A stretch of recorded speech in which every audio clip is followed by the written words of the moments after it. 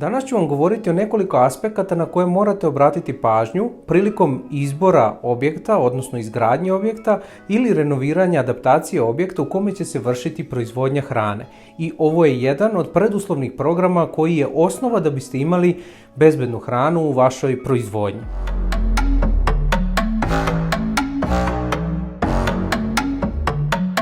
Dobar dan, zavisnici od hrane, dobrodošli u današnji vlog.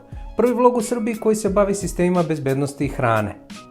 Prvi aspekt na koji se mora obratiti pažnja jeste izbor lokacija. Naravno, ukoliko adaptirate ili renovirate određeni objekat, onda je jako teško da izaberete lokaciju, već se prilagođavate onome što imate. Ali ukoliko imate mogućnost da birate lokaciju, onda ono na što morate obratiti pažnju jeste u stvari gde se nalazi ta lokacija, da li je u industrijskoj zoni, da li se nalazi u stambenoj zoni, da li će vaša proizvodnja da utiče na stvaranje buke ili nekih štetnih gasova koji će opet da uznemirava možda vaš komšiluk, ili ako se nalazi opet u industrijskoj zoni, da li se nalazi pored nekih industrija koje svojim radom mogu da utiču negativno na skladištenje vaših sirovina ili vaših proizvoda ili čak na vašu proizvodnju, usled čega imate neki nebezbedan proizvod ili proizvod lošije kvaliteta. Naravno, ukoliko imate mogućnost da birate lokaciju, mnogo je lakše nego kada se prilagođavate već postojećoj lokaciji.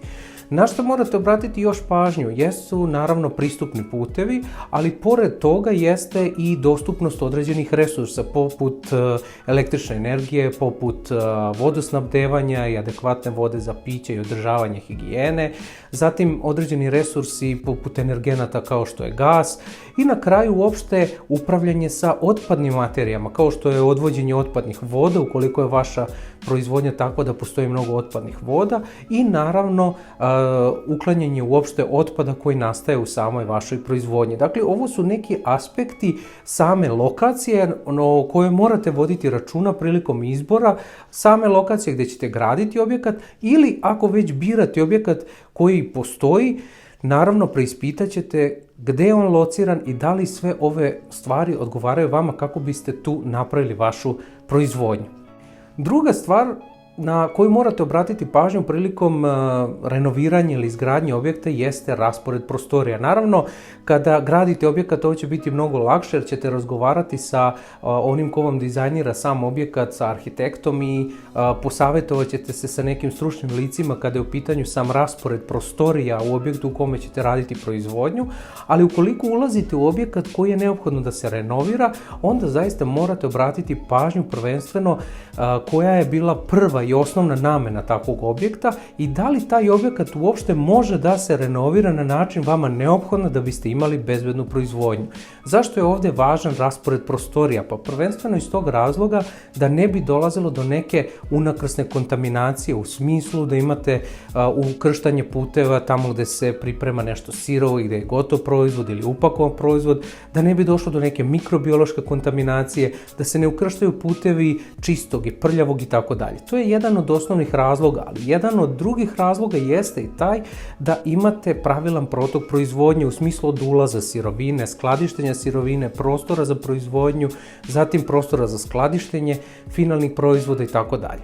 Na ovaj način olakšat ćete vaš sistem proizvodnje, a ujedno omogućit ćete i lakše održanje higijene, bolju kontrolu procesa, bolju kontrolu prevencije bilo kakve vrste unakrsnih kontaminacija koje mogu nastati usled neadekvatnog prostora. Zato je važno da razmotrite dobro vaš raspored prostorija i ovdje uvijek preporuka da prvo uradite jedan nacrt, layout praktično sa rasporedom tih prostorija koji ćete uraditi sa arhitektom, a potom da se posavjetujete na primjer sa tehnologom ili sa sanitarno-ekološkim inženjerom ili sa veterinarskom inspekcijom, na primjer veterinarom, gdje će se i kako će se nalaziti raspored tih prostorija kako biste prevenirali sve one prethodno navedene stvari.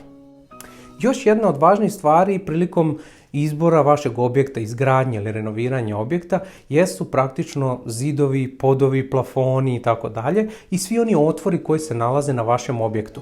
Cilj svih ovih otvora jeste svakako da unosimo ili iznosimo našu sirovinu ili proizvod ili da ulaze zaposleni i tako dalje, ali je i cilj da se prevenira ulazak bilo kakvih štetočina kroz ove otvore. Zato je neophodno da na svim otvorima poput prozora, ventilacionih otvora budu postavljene neke zaštitne mrežice ili na vratima da budu postavljene recimo vazdušne zavese. Obratite pažnju na sve potencijalne neke druge otvore koje se mogu nalaziti na samom objektu, a mogu biti mesto prodora štetočina koje će kasnije učiniti da vaš proizvod bude nebezbedan. Još jedna od stvari kod samih prostorija i građevinskog stanja vašeg objekta jeste u stvari podovi. Podovi moraju biti urađeni na takav način da mogu lako da se održavaju. Naravno, ovo će zavisiti od industrije kojoj pripadate, u smislu ako proizvodite neke proizvode životinjskog porekla koji imaju kraći rok trajanja, mikrobiološki mogu lako da se kontaminiraju, onda je neophodno da imate podove koje mogu lako da se održavaju, da se dezinfikuju i najčešće su to podne obloge koje su od pločice ili nekih drugih materijala koji mogu da se brzo i efikasno dezinfikuju i da se uklone mikroorganizmi. Kada govorimo o podovima, mora se obratiti pažnja i na uglove, odnosno spojeve između poda i zida koji moraju biti ovalni i laki za čišćenje, tako da prilikom čišćenja ne dolazi do nakupljanja određenih materija organskih u takvim uglovima i zato je neophodno, ako je moguće, da odmah prilikom izgradnje ili renoviranja takvi uglovi budu i napravljeni. Sljedeća od stvari jesu odvodi koji se nalaze u samim podovima. Ovi odvodi moraju biti adekvatne veličine kako bi sva ona voda sa ostacima od čišćenja lako mogla da se ukloni iz samog objekta i sa svih podova. Ovdje obratite pažnju da recimo prilikom izgradnje ili renoviranja ne bude nikakvih pragova na prelazima između jedne i druge prostorije kako biste lako mogli da sprovodite procese čišćenja. Kada govorimo o zidovima, vidjet ćete u zakonskoj regulativi da je navedeno da ti zidovi moraju biti napravljeni od glatkih površina. U ovom slučaju najbolje bi bilo da to budu pločice koje mogu lako da se peru i dezinfikuju, ali i bilo koje druge obloge koje su glatke poput nekih PVC površina mogu također da urade stvar koja vam je neophodna da biste imali adekvatnu proizvodnju. I naravno stižemo do plafona. Plafoni moraju biti adekvatnog higijenskog stanja, oni ne moraju biti glatki, ali moraju biti okrečeni u adekvatnom stanju, to jest da nema nikakvih propuštenja, curenja i tako dalje. Posebno ne bi trebalo da postoje određene cevi koje sprovode recimo prljave materije, a nalaze se direktno iznad površina gdje se vrši priprema proizvoda ili skladištenje proizvoda. I naravno ono na što je neophodno obratiti pažnju jeste adekvatno osvetljenje, u smislu da osvetljenje bude onakve jačine kakva je neophodna za adekvatne postupke rada, a također je neophodno da to osvetljenje bude zaštićeno u slučaju da dođe do pucanja neke sijalice ili nekog dela, da taj deo ne bi završio kao fizička opasnost u vašem proizvodu.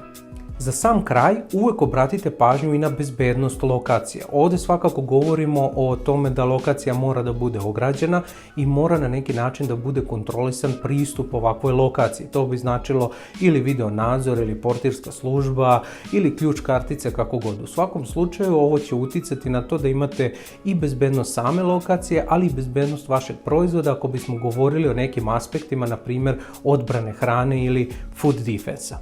Toliko za danas, zavisnici od hrane. Budite bezbedni, čuvajte se dobro prilikom izbora lokacije, prilikom izgradnje ili renoviranja vaših objekata za proizvodnju hrane i ukoliko vam nešto nije jasno, slobodno pišite.